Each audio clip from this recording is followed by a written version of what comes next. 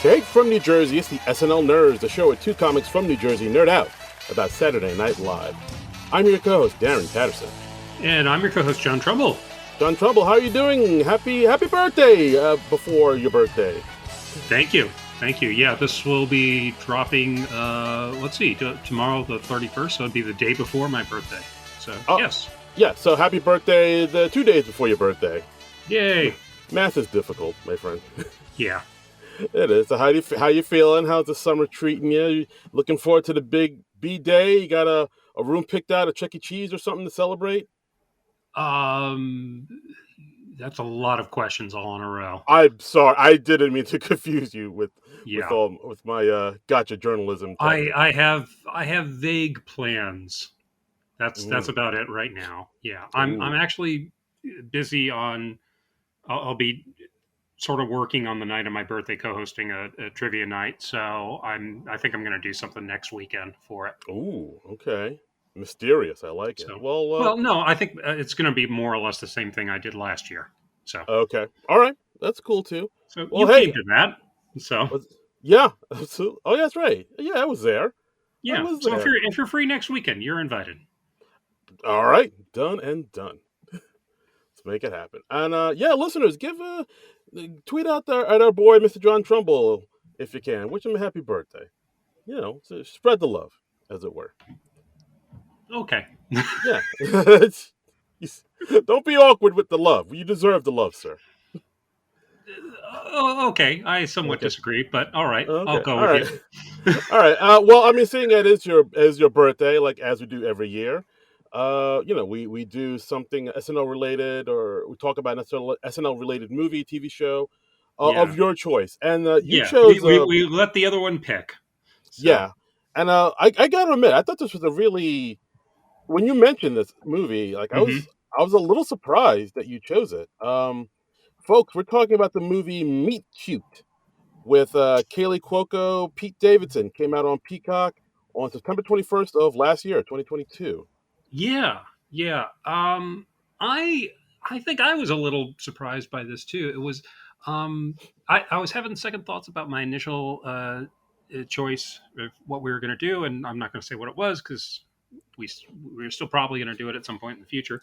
But then I just thought, you know what? I watched this movie just kind of at random recently, and I really, really liked it. And so what the hell? I'll make this my choice for my birthday show. Okay. So yeah, I'm surprised you saw it because I didn't know. I knew of this film when it came out, but I didn't watch it. It just looked kind of. It has like a lot of the rom-com tropes. Two people meeting in New York City and la-di-da. And it's also one of the people is Pete Davidson. And I know, like, as far as Pete Davidson goes, you're kind of lukewarm on him, I guess I'll say. Yeah, I wasn't the biggest fan of Pete Davidson on the show. He did some stuff I liked. He did some stuff I didn't like.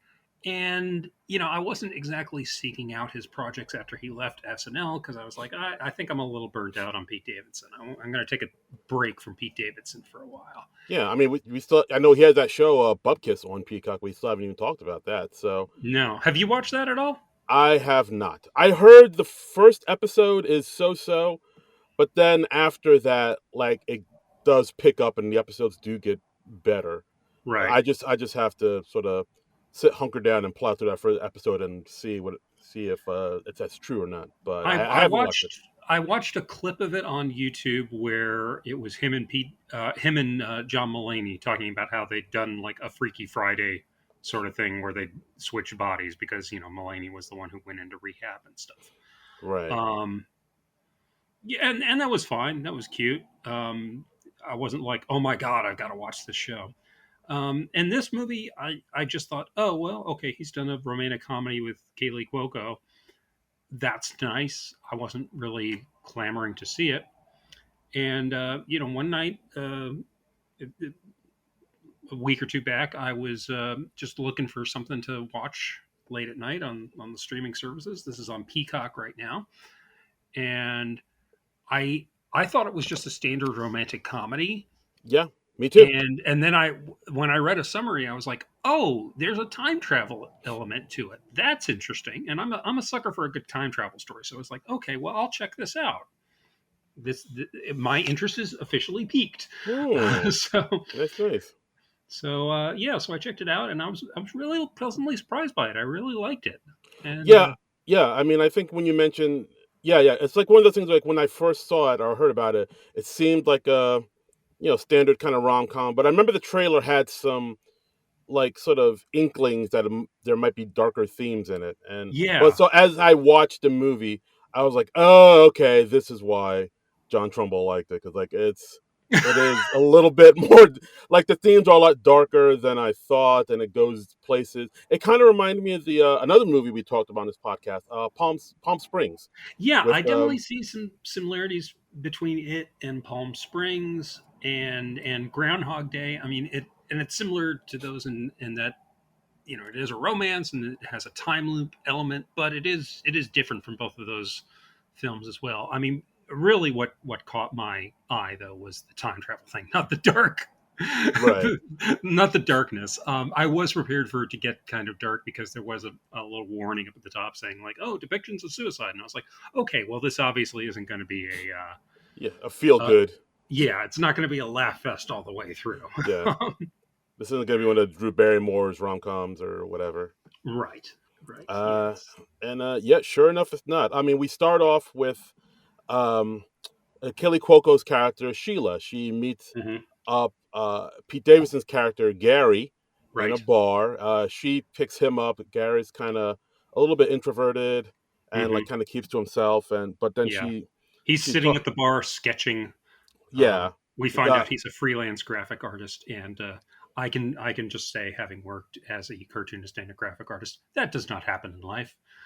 Yeah, what Katie Cuoco's don't usually just walk up to you and be like, hey sailor, buy a girl a drink. No, no, this does not happen when you are like sketching in public. No, Yeah. no, that is Okay. more of a science fiction element than the time travel thing. It's like, look, I believe the fact that she can go back in time, but her walking up to me while I'm drawing, no. No, no. Mm-mm. Yeah. So then the two of them chat up, make and like they order the same drink at the same time, an old Hmm. fashioned, and yeah, then she sort of starts to confide in him that she's actually a time traveler. She's here from the future, and of course, he kind of laughs it off, thinking she's being funny and goofy.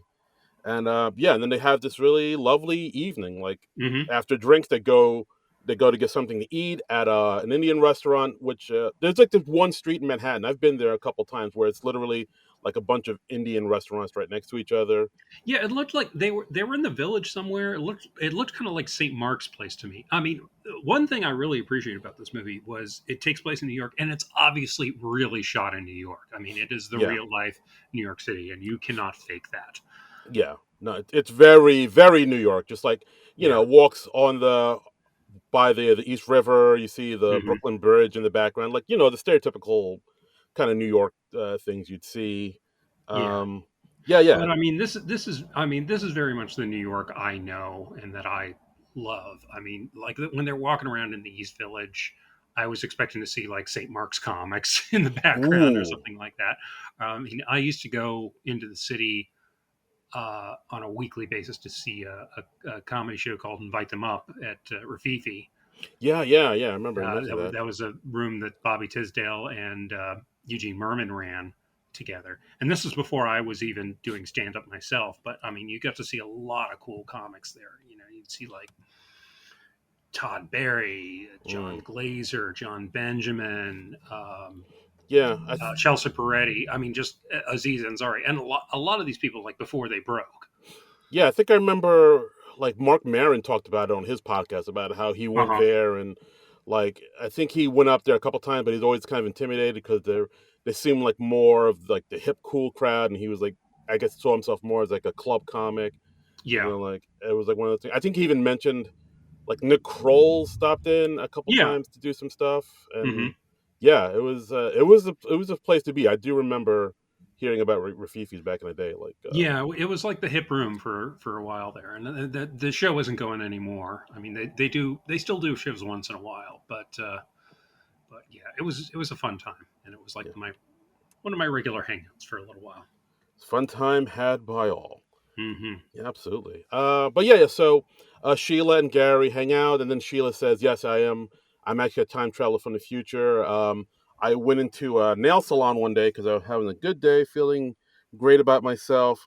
Mm-hmm. Got my nails done. I actually used the bathroom, and the woman at the nail salon, June, pointed me to the back room where the bathroom was. I went back there.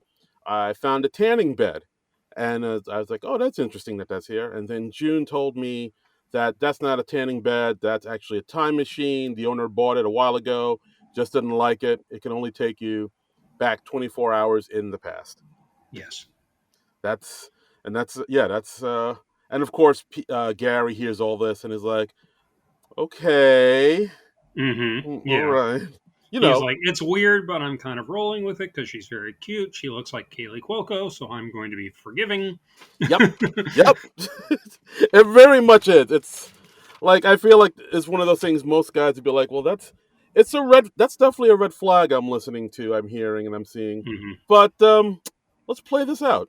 Let's take and Yeah. see what this let's see what Yeah. this cute girl else has to say. Yeah. Yeah. If, it's the more attractive a person is, Mm. the more insanity you will put up with for them. And I Is think that that is something that goes across both genders. yes, absolutely. Indeed. Yeah. The tale as old as time. Hmm. Yeah, so then the two of them get to know each other a little bit more. We find out that both Gary and Sheila's dads have passed away. Yeah. They both Um, had like alcoholic fathers, I believe. right, right, right. And Gary, I think, talks about his ex girlfriend who is passive aggressive, who broke up. So they broke up. Yeah, and then it's like a very sweet New York day. They get some ice cream from an ice cream truck. Yeah. Um, they take a ferry ride while eating ice cream, Hmm. as you do. I think at one point the ferry goes by some apartment buildings, and Sheila points out that, oh, that's the building I grew up in right there. Like, Yeah. Yeah. yeah, and she mentions like how she was kind of a latchkey kid, very lonely, and her mom was kind of a mess. But she does remember at one point in time there was this cable guy that came in to fix the TV, and he was really nice to her. Uh, Yeah. put a put a pin in that, people. I'm sure that's not going to come back at all at some point in the movie. Yes, I'm sure that's not going to come back all at all. Then they go to a German bar, listen to some polka music, drink some Hefeweizen, maybe, and yeah, and then I think at one point Gary accidentally knocks over some beer glasses, and he freaks out. He's like, "Oh God, I'm sorry, I'm sorry, I'm sorry," and Right. Right. he feels shame, and then but Sheila calms him down and saying it's okay. It's okay to make a mess sometimes, or life's okay to be messy sometimes. Yeah. Yeah. And I really like that. That's a good takeaway from the Right, movie. I think that's kind of a recurring uh, motif in the movie. right, very much so. And also, Gary asks Sheila, wait, so if you're from the past, what if you're from the future, what do you do with your past self, Yeah. who's also here? And she says, oh, I kill her. I run her over with my car and I stuff her in the trunk of my car. And Yeah. of course, again, he's like, ha ha ha. This Yeah. is this is clearly a red flag, but I'm going to allow it. Yeah. Yeah. Again, put a pin in that too. Um, yeah, Yeah. and they have this really perfect date night, Hmm. and everything works out really well. And she says, "Yeah, we've done this before. It is like the fifth date we've been on, even though you don't remember it, because this is the first time you're meeting me. It's the fifth time I'm meeting you. But I'll Right. see you tomorrow for more of this beautiful night." Yeah. Yeah. Because it's just a perfect night, and she just wants to repeat it. Right, and of course she wakes up the next morning, gets some coffee from a cart. She crosses the street. Sure enough, she gets hit with a car. Who's driving? Sheila's driving. So it Yeah. turns out she was telling the truth about everything the whole time, and she's we I mean we slowly start to get the sense we had senses of it in the beginning about like Sheila, like what she's kind of going through. We see that she's kind of in a bit of a depressive, I guess you would say, state, or Yeah. I think that's fair. yeah, I'm trying to be nice. Like she's a bit like emotionally unstable. She's a bit distraught. Yeah, very much so. Like she kind of we basically learn that Sheila's life isn't going great. She's like an executive Yeah. production assistant, and like she's dealing with a lot of loneliness and kind of doesn't really feel worthy or feel good about herself. She kind of feels like a loser, but she went on this one perfect date with Gary, so like she wants to kind of relive that one moment over and over and over again. Kind of like the same way people like to watch reruns of shows that they've seen already. Yeah, Just it's like just comfort food. exactly. So basically she wants to kind of have this comfort food to feel happiness over and over and over again, and she's literally willing to kill herself in order to get it.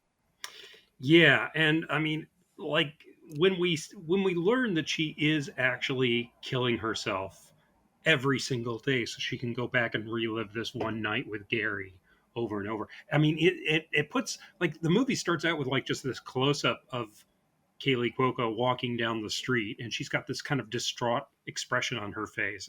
Like you can't quite read what she's feeling, but it really puts it in a new context once you once you are further into the movie. You're like, oh shit, she just like killed her past self, Yeah. and she's been No. doing this on a daily basis for a week, months. I mean, at one point in the movie, she's like, "Oh yeah, this is our anniversary because I've been doing this for a year." Yeah, it's really it puts a like a kind of disturbing twist in it, but like Yeah, it's really interesting. Like at one point, we get to see more of her state of mind because at one point when Sheila meets up with Gary on their another date, during another day, she confides to him that like hey, she says like, hey, that story I told you about going to the nail salon and having a great day. yeah, I actually there was more to it than that. I wasn't having a great day. I was actually planning to kill myself, and I was yeah. And I thought I'd just get some nice nails before I killed myself. yeah, and I was like, wow, this story took a turn. Yeah, it gets dark. It gets dark, It man. does get dark, and yeah, it really does. So like she was And suicidal. was this the point you were like, "Oh, this is why John likes Well, no, this"? I mean I didn't mean that. It's like, oh yeah, John likes suicide. No, I meant just because like it looks on the surface, it looks like a very cookie cutter rom com. Yeah, Takes place in New York, and they're walking down the streets holding ice, with ice cream, and like all the yeah, New York rom com tropes you would see. And I think right.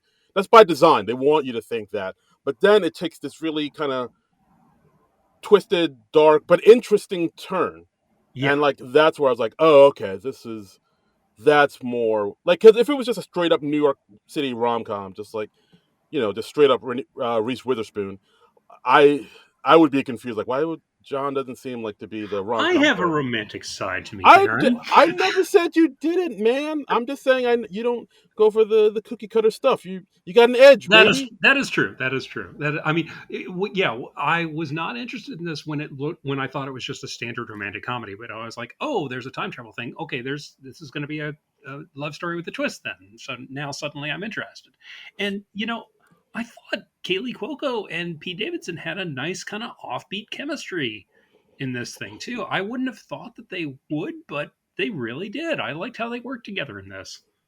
Yeah, yeah. It's really. I mean, you wouldn't think it works because I mean, Kaylee Cuoco is older than Pete, and Hmm. different heights, and but they do have something there. I know they both executive produced this film, but yeah, they do Hmm. have a nice little balance, a nice little chemistry too. And I Yeah. think Kaylee Cuoco does play it pretty well as like somebody who's just so starved for happiness and love. She kind of tiptoes into Yeah. the realm of being a little bit like She's the definitely trying too hard. yeah. I think at one point, like when Sheila tells Gary that she was planning on killing herself, she shows the spot that she was going to Mhm. do it. She was going to jump off the Manhattan Bridge, and at one point, like she walks him there, and and she tells him everything that's going to happen. But she's feeling very vulnerable, and at one point, she tells Gary that he is the one that she's been waiting for her whole life. Yeah. Like out of all the guys in the world, you're the one that truly makes me happy and truly gives me happiness and joy. Right. Which Which it's a lot to put on somebody, especially the first night you've met them. It is a lot. It's a lot. It's yeah, and of course Garrett goes, I'm gonna go. Is that okay? Yeah, Is that yeah, okay? yeah. Because It's that's yeah. I mean, that's finally the point where I mean that's when we learned that even looking like Kaylee Cuoco, you can only put up with so much insanity. yeah, very much so. But yeah, so Gary goes at one time, and then of course the cycle repeats itself. It's the next Yeah, day. and Kaylee, like when he's leaving, she's like, "Okay, well, I'll see you tomorrow." you know? yeah, it's it's so twisted, and yeah, and so then the next times it happens, it runs a cycle. Like Kaylee stays in this little this repeat cycle of meeting Gary for the quote unquote first time and them having this amazing date over and hmm over and over again until Yeah, it gets to the point where Sheila kind of gets tired of it. yeah, And because it's too repetitive. She's been doing it for so long. She gets sick of the perfect date. yeah, like I think even she said like at one point if you have like a perfectly cooked steak every day, at some hmm point even that steak's gonna take like shit. Yeah, yeah. Like early on, when we see them going through their date for well, not the first time for Sheila, but the first time for us as viewers, and the first time for Gary. Um, at one point in the evening, they're standing in front of like these four different restaurants, and they all have people outside busking, saying like, "Hey, come into our restaurant. This is the best one. We've got 8 stars on Yelp." And Gary says, "Oh, yeah, it's a real Sophie's choice," and she just says quietly, "Oh, I love it when you make that joke." All right. And then because it's the bloom is not off the rose yet, and then like later on, she's just kind of sick of everything, and she just kind of wants to leap to the end. She wants something different, you know. Yeah, it's weird. Like, but even she admits, like, yeah, I know I'm doing this. Like, hmm I'm repeating this day over and over again out of my own free will, but I'm still kind of sick of it. And then she kind of blames Gary for this too, which Yeah, it's not even his fault. Like, this is the first time he's meeting her, but he's like, yeah, but you're also like kind of passive and you don't change, and right. you're kind of to blame for this us being stuck in this rut. And of And course, we hmm, do see that Gary is very passive. I mean, Sheila makes the first move in pretty much everything, and she is leading the way. I mean, more than Gary is aware at first, right, but right, uh, she like comes, she approaches him at the bar. She says, "Hey, let's go get some dinner," and he's just kind of going along with it all. Um, right, because exactly. I guess I think partly because he doesn't want to jinx it, but Yeah, but that also too. just because that's his nature.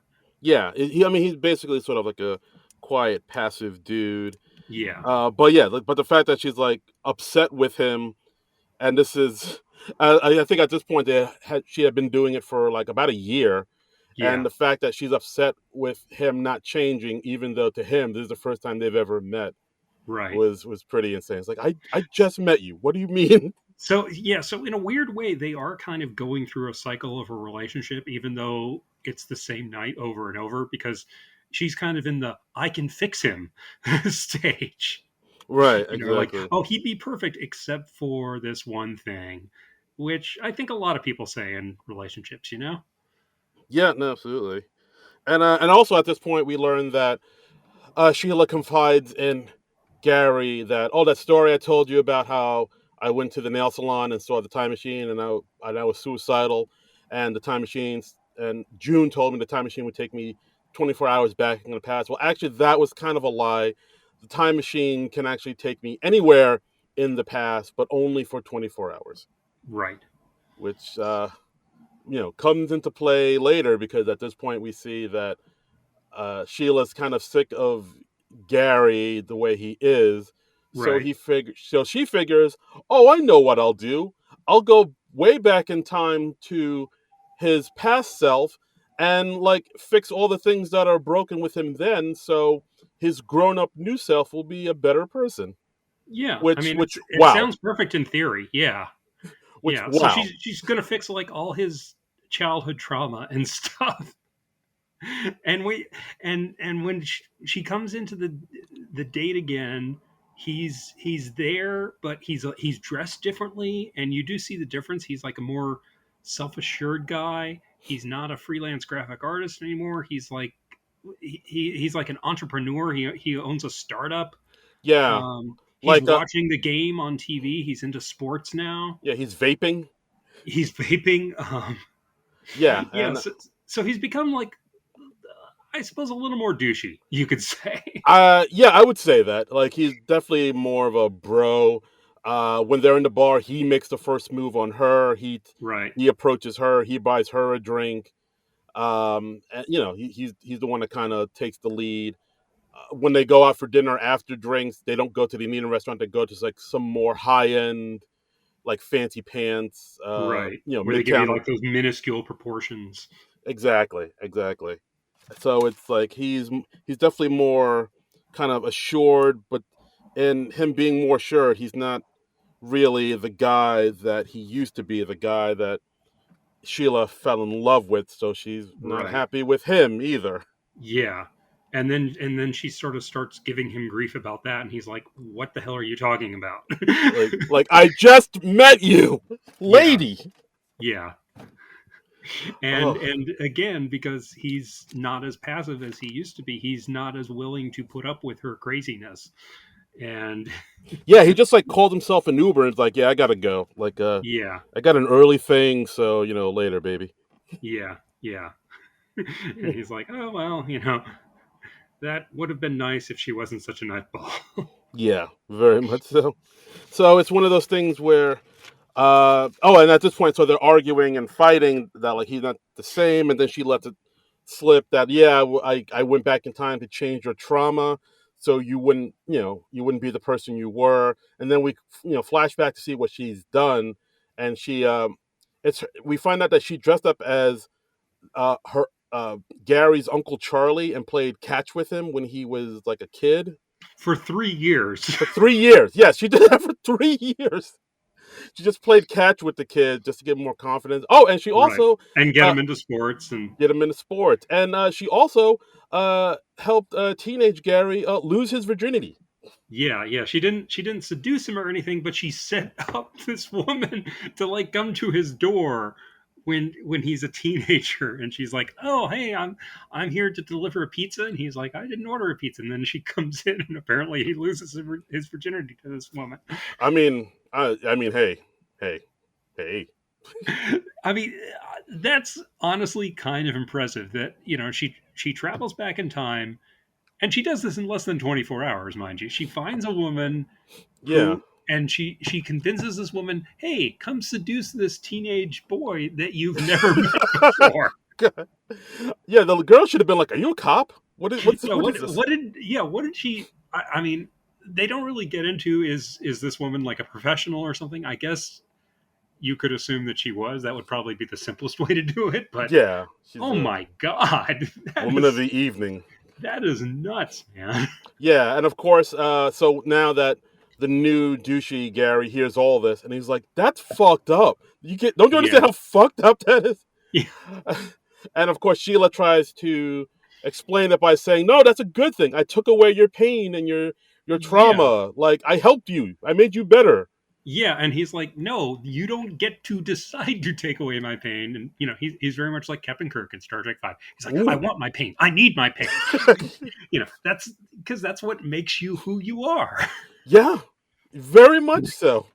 And yeah, so at this point, like they all, like the two of them argue by the water, and like he leaves in a huff, and I think Sheila says, "Well, it doesn't matter because tomorrow you won't remember me anyway, and I'll just go ahead and keep doing this, Right. or I'll just keep doing what I'm doing."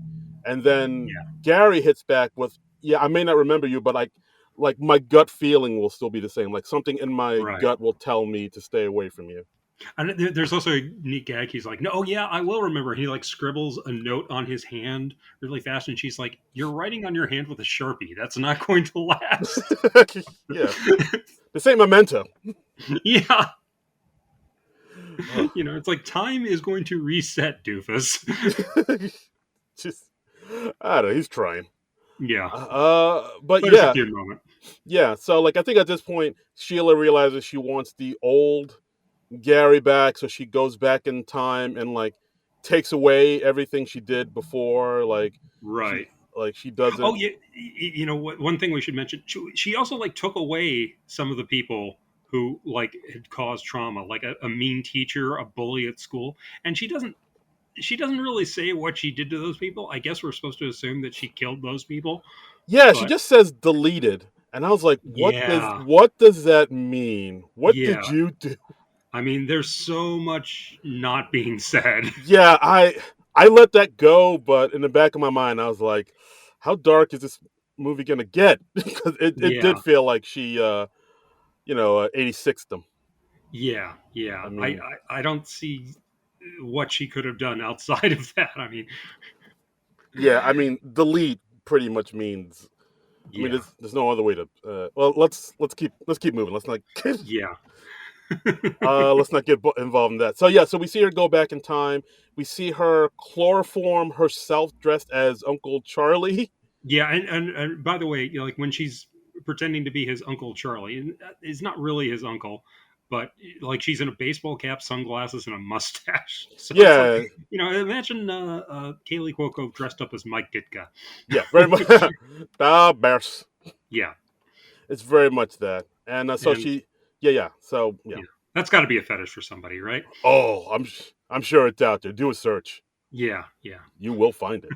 If that wasn't a fetish before, it probably became one for somebody after this movie. Some Mm, kid in Chicago is like, yeah. "Oh yeah, this is No. this is pushing buttons I never knew I had." Kaylee Cuoco as freaking Ditka. Oh yeah. Yeah, Oh best yeah. of both worlds right there. You're right there.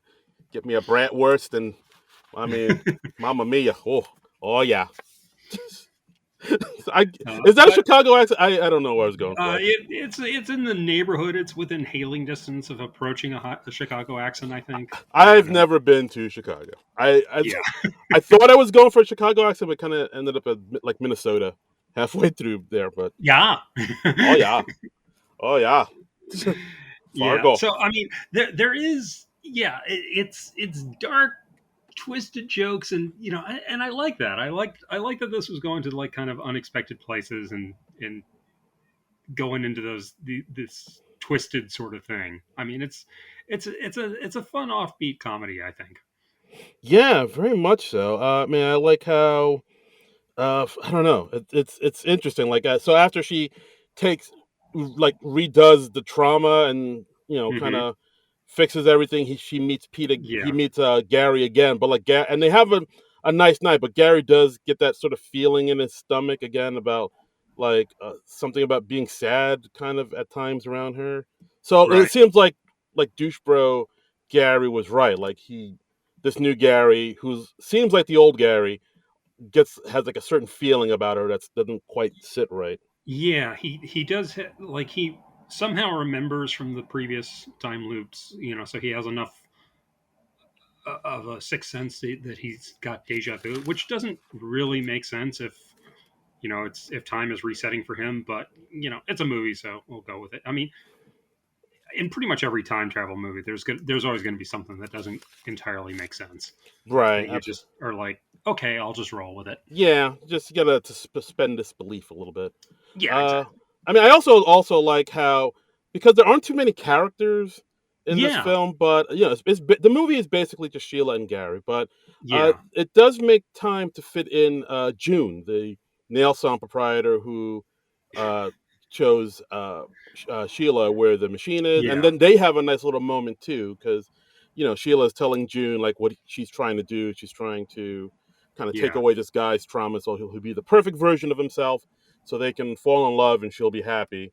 And like June kind of talks about herself a little bit because I think at one point like June said like you never asked me about me or about like where I'm from, right. and they kind of get into her past about how her parents wanted a boy. They were disappointed when she got a girl, so they treated her like a mistake.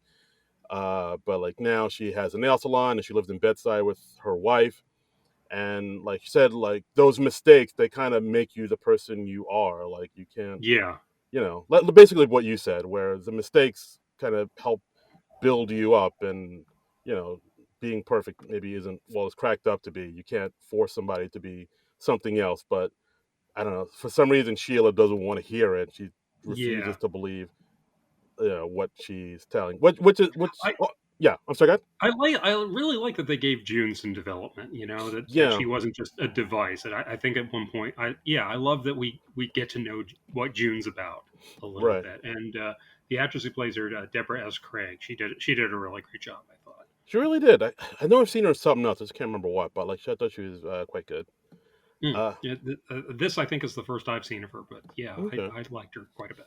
okay. I also liked there was this one point where the two of them are talking about their deceased fathers, Gary and Sheila, and then Sheila says, "Yeah, he was an alcoholic. He went from, he just drank himself to death, went from bar to bar." 'Cause, like, can you imagine somebody Hmm. doing something like that, just doing the same thing over and over again until you die, and then there's this like kind of look of realization in her eyes. She was like, "Oh Right. wait, She has that moment of clarity. yeah," and it's like, "Oh wait, this I might be, oh no, Yeah. doing the same thing here."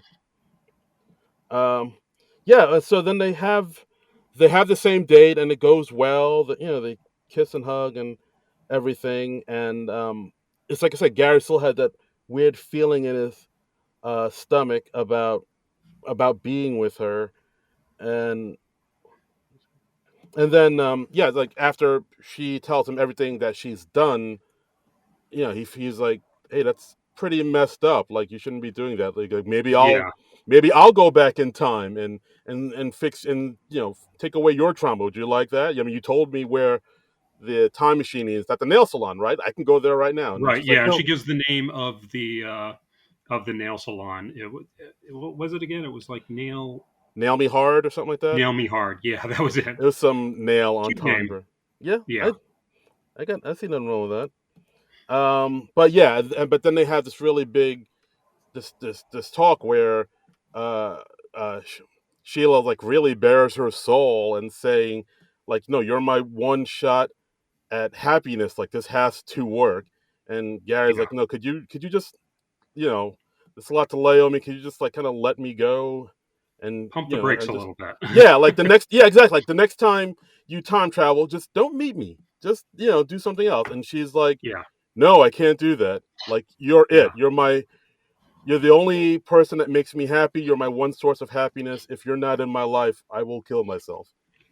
And Which I mean, it really shows how desperate she is, and how I mean, she will just cling to something, anything that she can, and it really, yeah, I think it really captured that of like when you're that depressed, you are so desperate, you're just like I will cling to something, anything that will make me happy, or that I think might make me happy, right, and yeah, yeah. like, I mean, I wasn't super familiar with Kaylee Cuoco's acting work before. Like, I know she's Mhm.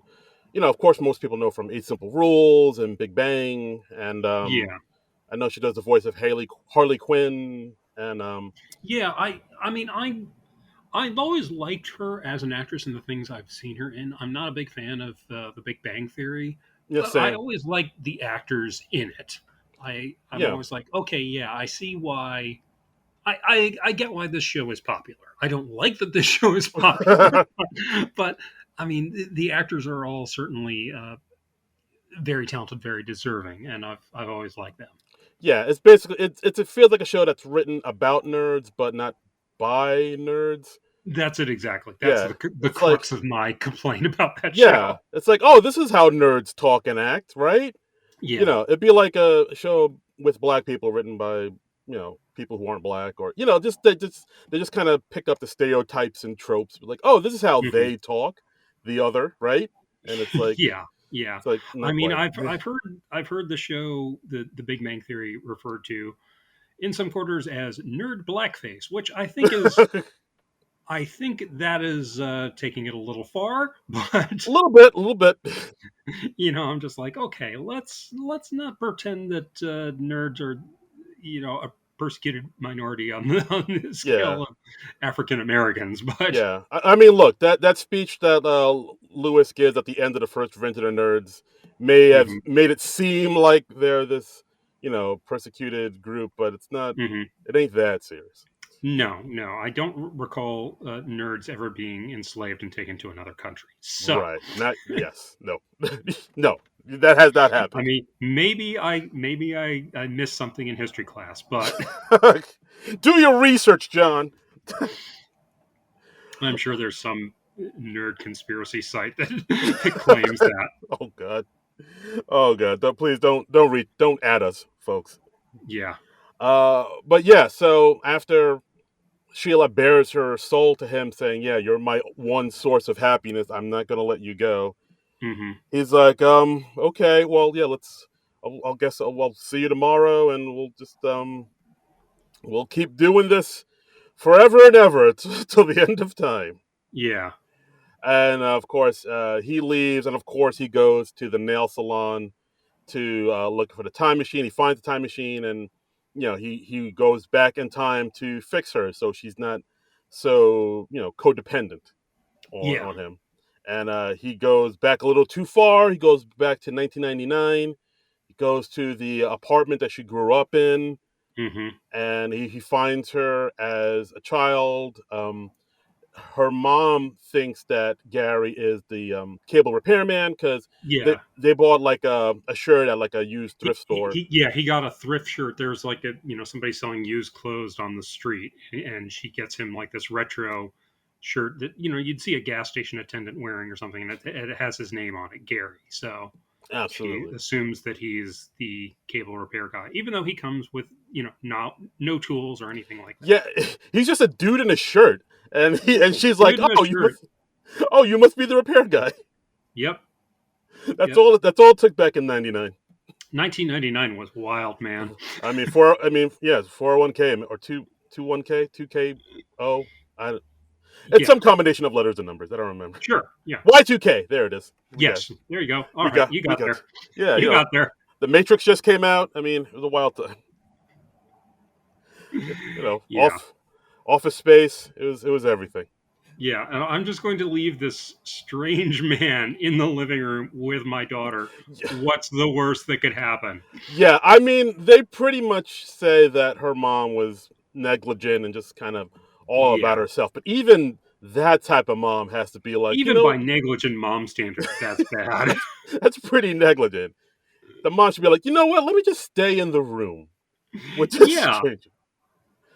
But yeah, so the mom goes into the next room, pretties herself up for some dude, and Yeah. we see a baby or a young Sheila just playing with her toys, and Yeah. She's like, what 6, 8, something like that? I so can't, I don't know kids' ages. I would say, yeah, I'd say like 4 or 5 maybe. 4, okay, 4, 5, 32. I know it was one of those. Yeah, and I actually noticed something that, well, I mean, at this point we see that, oh yeah, the how Sheila mentioned that there was like a cable guy that was nice to her when she was a kid. That Hmm. turns out to be Gary, Yes. the cable guy. And I also kind of peeped something that I thought was interesting and kind of really speaks to her personality is when we see young Sheila playing with some toys, she's trying to fit a round hole in like a square peg, and Yeah. it's not fitting, which is something they Yeah. mentioned before. Because like at one point during one of Sheila and Gary's dates, when Gary storms off, Sheila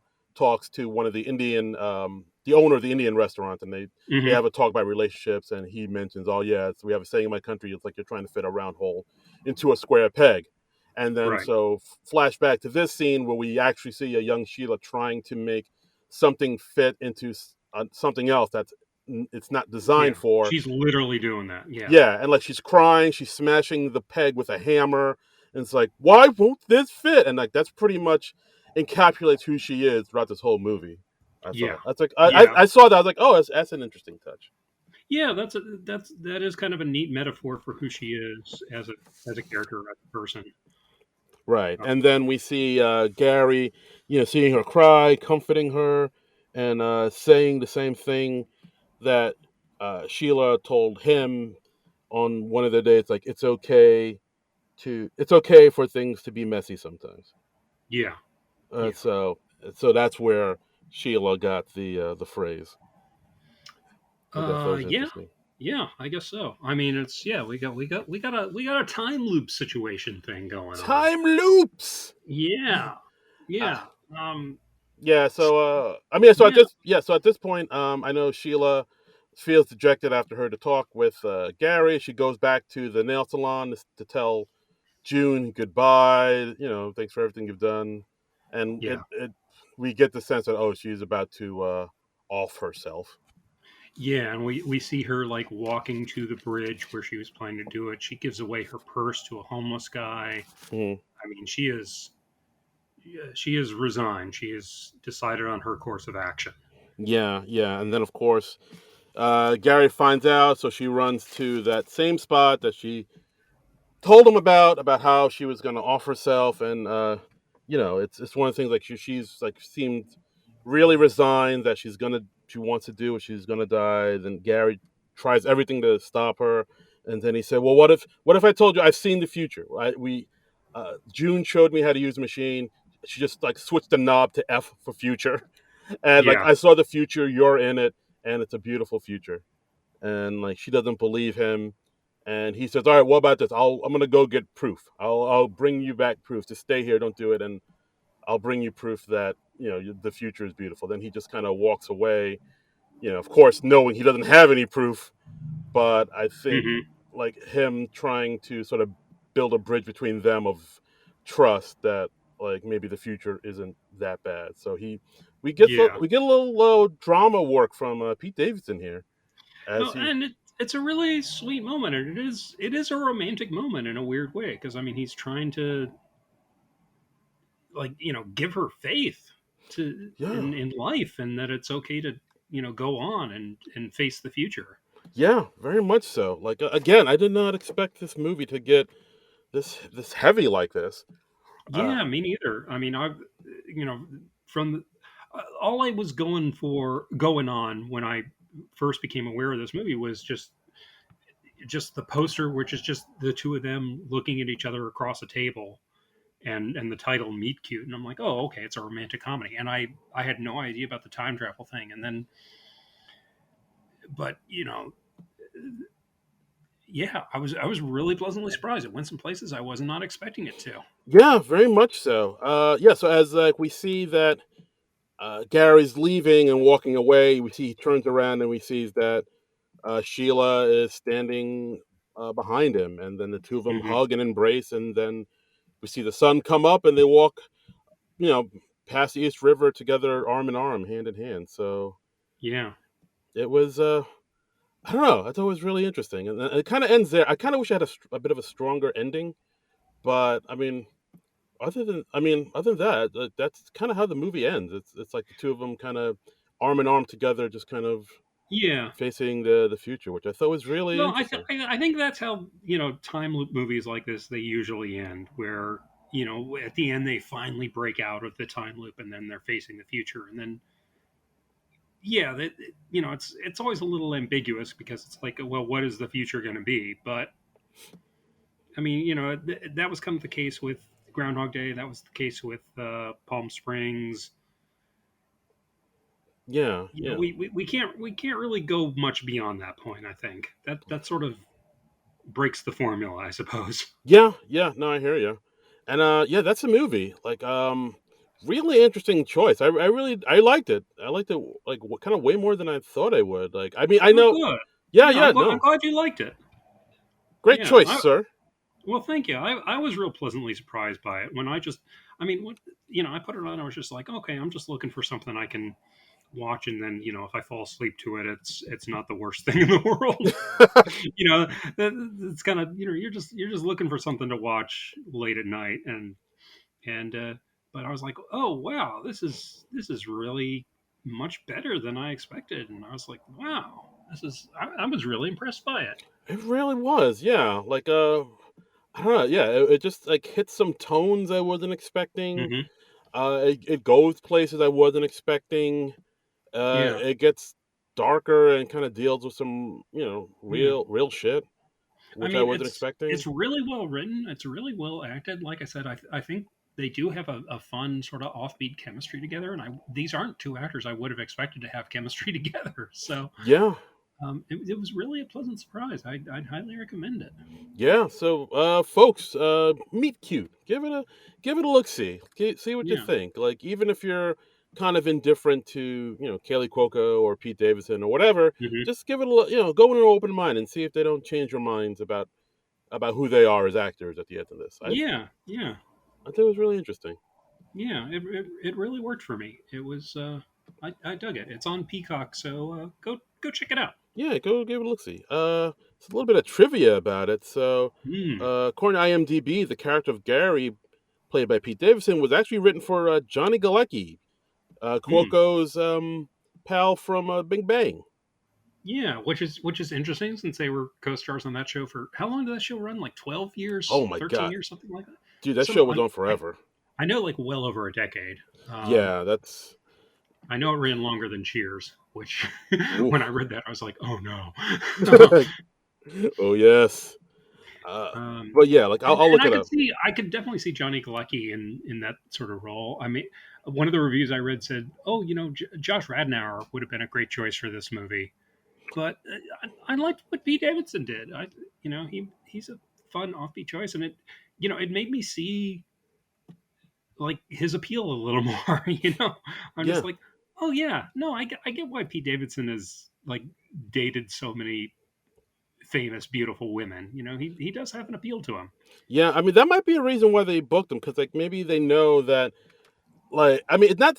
I guess it's still around, but like, yeah, there was that certain point in time where just women were just obsessed with Pete Davidson. Like, it seemed like we Yeah, all were living in Pete Davidson's world there for a while. So, yeah, and I think like a lot of guys, I didn't quite get it because he's not like this hunky, classically handsome guy. He's not like a John Hamm type or something like that. no, no. And I did see some women on social media being like, "Oh yeah, I mean, he's a good looking guy, but he also seems to like listen to women and and care about them and all that, and that's what it's about." Care And I'm about like, them. "Oh, okay, Hmm. I can see that. That makes sense." Care about them. All right. Well, Hmm. I know it's radical, but That's. I don't know, man. That seems that's like just crazy enough to work. crazy enough to work. Oh, so Big Bang Theory, 2007 to 2019. So 12 years. 12 years. Wow, my God. Damn. I mean, because that's the thing with those actors. Assuming they're smart with their money, they don't have to work at all ever. I mean, they are I am sure set for life. Yeah, pretty much. I mean, I know some of them are still like doing stuff here and there, but yeah, for the most Yeah, part, you don't really see. I mean, Johnny Galecki, I haven't heard. I don't see him doing in too many movies or I TV shows coming out lately. yeah. Well, I mean, he could certainly afford to take the time off. I think, but Oh yeah, I oh for mean, sure. my point is like I don't think any of those actors have to do anything they don't absolutely want to do. Yeah, Which just must be really nice and a nice luxury for them. it's very nice. It's like, oh yeah, I'm Yeah, making all this money from this little show I did. I can yeah, kick back. I can treat myself a little yeah. bit. I mean, like Jim Parsons. I'm sure if he wanted to do nothing but theater for the rest of his life, he absolutely could. Oh hell yeah. Oh, that's the dream. Yeah, Oh, yeah. all right, but I mean, for a lot of actors, it is. I it mean, really is. Yeah, yeah. You find that one but thing that can like fund your passions. right, right. I mean, most stage actors, unless you're like somebody huge, like I don't know, uh, Nathan Lane or somebody, you have to supplement your income with like commercials or you do a guest spot on Law and Order or voiceover work or anything like that. I mean, a number of years ago I interviewed the late great Kevin Conroy, who was the voice of Batman, and he was like, "Yeah, I just went on this audition for the Batman show because it was a nice supplement to my theater work." Very nice. And then that turned into like 30 years of employment for him as Batman. Yeah, you never know. You never know. Yeah, It's a beautiful thing. yeah. So I mean, this movie was a really pleasant surprise for me, and I love it when it's a nice pleasant surprise, and it's a fairly short movie. It's only like 89 minutes long, so Yeah. it doesn't overstay its welcome. And like a lot of time loop movies, they're doing different things in the time loop, so I don't think it gets obnoxiously repetitive or anything like that. Right. Exactly. They switch it up so it's not Yeah, too stale. So, yeah, yeah. Meet cute. Give it a look. See. It's a pleasant yeah. surprise. Two SNL nerds thumbs up. Uh huh. And that's our episode, guys. Thanks for listening as always. Hmm. Yeah, yeah. As always, you could follow us on I guess it's X now. It's Twitter. It's, I'm still calling it Twitter. I don't care. X is dumb. you're dead naming, John. You're dead naming. You're damn right. If the new name is that stupid, I am going to dead name that social media service. Yeah, I hate it too. Like it sucks that we're all at the whim of some billionaire that bought it. Just had a And wild hair up his ass, and it's so stupid. it's really It's just dumb. yeah. It's I mean it's just like it's one of the most recognizable brands in the world, and you just change it on a I don't know to tie in with like the Tesla thing I don't know. or Like SpaceX or I don't know. People feel like he's tanking it like out of spite, like he's petty like that. Because I don't know. Maybe it. I I wouldn't put it past him. Like I can see their point of view. yeah. I don't know. I'm more of the school of like he's just that stupid. Mm. you know, I said like he makes Edward Norton's character in Glass Onion look smart. Oh God, I love Glass Onion. It's such a good movie. Oh, so good, such a good movie. Yeah, Um, but but yeah, the idiocy of the changing Twitter to X thing that finally prompted me to go ahead and sign up for Blue Sky this week. yeah. I saw that. I saw that. So yeah, Yeah, I yeah. mean, I guess we'll talk about it. Like if we should hold on to the SNL Nerds Twitter handle. I feel like maybe we should until. Well, I feel like we'll ride that sinking ship down, but Mm, I think we should also create a. I don't know if I can create a second account on Blue Sky yet. I'm still getting to know it. So far, I'm really liking it ooh, because it is set up. I understand it was set up by a lot of ex Twitter people, and the interface is very much the same. I mean, even the layout is very close to Twitter. okay, Um, about the only differences that I can see so far is you can't private message somebody yet, okay, and and you have to be invited, right? you have to be invited. Okay. And you get like an invite code. I think once every 10 days to 14 days, something Oh, like that. So I nice. haven't gotten any invite codes yet because I've only been on there for less than a week, I think. But Okay. yeah, I've already found like a bunch of the people that I already was following on Twitter. So yeah, check me out there if you're on Blue Sky. I'm on Trumbull Comic at Uh, yeah, bluesky.social, and also still on the Twitter at Trumbull Comic there. yeah. I'm still on the Twitter at Darren Credible, Darin Credible, Instagram, Hmm. Threads. I have it, but I haven't done Threads yet. Yeah, yeah, I'm on Threads, but I don't haven't used it quite a bit. I'm thinking about Blue Sky, and I think I have what Mastodon and maybe Spill. I'll be on and Hive and just Spill. I haven't heard of Spill. Spill is another one.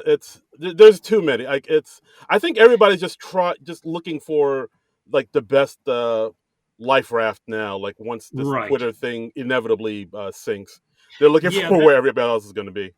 that is the weird thing is that we haven't had a clear victor emerge yet. It's kind of like when people were deciding between Blu-ray and HD Oh wow! uh, DVD. It, And we didn't know what the format winner was. That kind of feels like where we are with the Twitter replacement social media oh now. wow! So HD DVD. I haven't thought about that in forever. Oh shit! right, yeah. I mean, I was dealing with that every day for a while because I was Uh, working in the video department of a Barnes and Noble when that wow. all was happening. Wow. Remember laser discs were a thing for a while. Yeah, laser discs. I mean, they Oof. were they were just a little too expensive and unwieldy to ever become the format of choice. I think Mm, so. crazy. So this is where we're at, people. Uh, This is where we're at. It'll be interesting to see how it all shakes out. I feel like whatever not Twitter we all flock to. yes. Once we all decide as a people on the untwitter that we're going to go to, we'll Yeah, we we'll be there and live and bask in the sun, the glorious sun. yeah, exactly. I mean, for right now, I'm digging Blue Sky. It's Mm, cool. I mean, it's very similar to how Twitter is or used to be, and so there's not a big adjustment period, which is nice. okay, fantastic. All right, cool, man. So yeah, just guys, follow us there Mm-hmm. on the socials. Of course, Yes. non-productive.com. Hit up Mm-hmm. our Patreon. And of course, reviews. Please leave a review, a nice review Yes. for us. Yes, we would like that, and you can follow the SNL Nerds Twitter account. We're still at SNL Nerds Show there, and we'll see if we can create some pages for Threads and or Blue Sky. Yes. And once we do, this will be the place you hear about it. Yes. So stay tuned, kids. Stay tuned. I mean, who knows where it's going to be next week? We certainly don't. We don't. I didn't know I was going to sign up for Blue Sky this week, but a friend of mine sent me an invite, and I was like, okay, what the hell? I'll do that. And here we are. Yeah, and apparently you have to respond to the invite within a certain period of time because I think they do expire. Oh, the message self-destructs? Yes. Got it. And then you have to complete that Mission Impossible style mission. Got it. It's a whole thing. It's a whole thing. Your phone explodes if you don't. Your phone explodes. You have to run upright like Tom Cruise. Sprint, baby.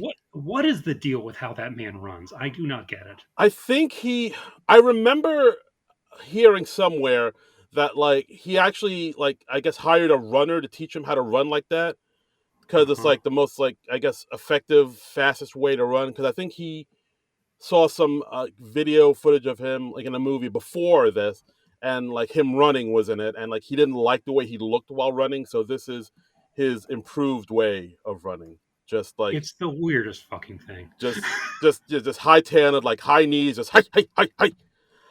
Well, I mean, just the fact that he is upright, he doesn't lean forward at all the way most people do when they run, and I don't get that.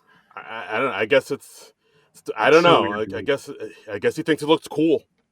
Yeah, I guess so. It just looks weird to me, but I guess it's working for him. So yeah, exactly. You do you, Tom Cruise, you weird Scientology guy. Yeah.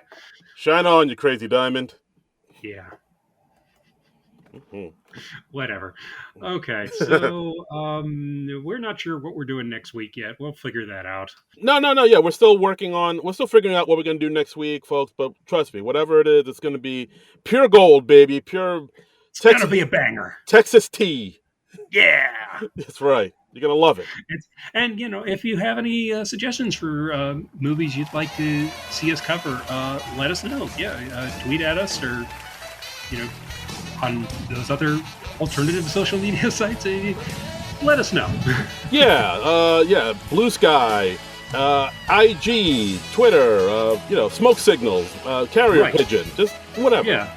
Or if you know us in life, text us. Yeah, hit us up, son. Yeah. All right, so we'll be back next week with something cool. But until then, nerds out.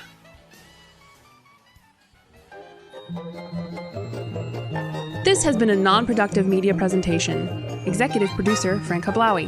This program and many others like it on the Non-Productive Network is distributed under a Creative Commons Attribution Non-Commercial No Derivatives license. Please share it, but ask before trying to change it or sell it. For more information, visit non-productive.com.